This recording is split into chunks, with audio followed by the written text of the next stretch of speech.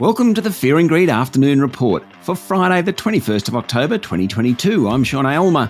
Every afternoon we've got the 5 stories that happened today that you need to know about. Story number 1, the S&P ASX 200 closed the day down 0.8% to 6,677 points. For the week, it was down just over 1%. Now, the banks were sold off sharply today, with National Australia Bank falling nearly 2%. Commonwealth Bank was off 1.5% and Westpac and ANZ dropped more than 1%. Industrial property giant Goodman Group and QBE Insurance were both off 3%, while Wesfarmers and Brambles lost 2%. Among the large caps, the energy companies did best, with Woodside up 2.4% and Santos nearly 1% higher. No surprises. Well, it's not this year anyway. Coal miners jumped sharply again, with Whitehaven up 5% after completing a 10% share buyback with plans to do more. New Hope spiked 7%. Incredible run for those companies.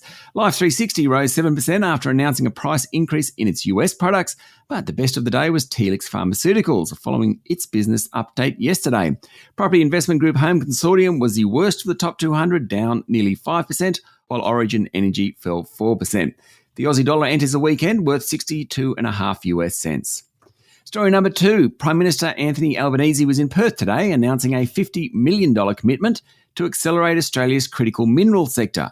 Much of it is for a research and development hub to help promote the local sector. Mr Albanese said the investment would help develop Australia's nascent battery production industry, which he reckons could support 34,000 jobs and be worth about $7.5 billion annually by the end of this decade. The Prime Minister said the pandemic showed that Australia needed to do more than just dig up the commodities for the global supply chain and be more self-reliant through value-added industries.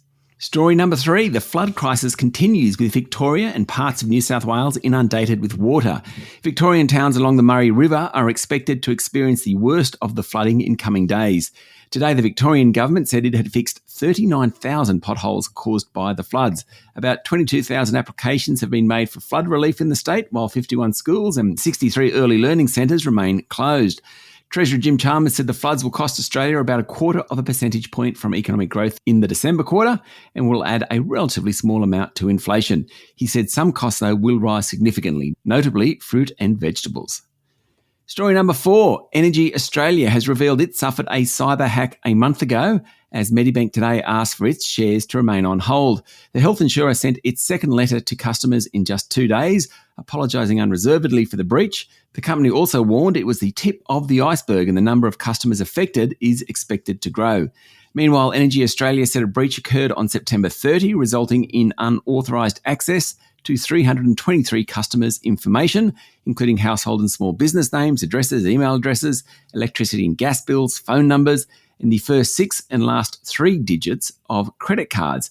But Energy Australia said the breach did not include documents that can be used to commit identity fraud like passports and driver's licence or bank details. And finally, story number 5, what a story. We'll finish the week with UK politics and the resignation overnight of Prime Minister Liz Truss. She lasted in the top job just 45 days. That's the shortest time for any Prime Minister in the UK ever.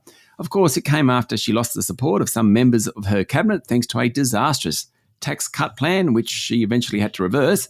The Conservatives will take a week to pick a new leader, which is extremely quick for UK politics. And one interesting potential candidate is former Prime Minister Boris Johnson. Media reports suggest he's interested. Prime Minister Anthony Albanese today said he was worried that the resignation could slow the finalisation of the UK's free trade agreement with Australia. That's it for the afternoon report for Friday the 21st of October 2022. Michael Thompson, Adam Lang and I will be back tomorrow morning with a weekend edition of Fear and Greed. I'm Sean Aylmer. Enjoy your evening.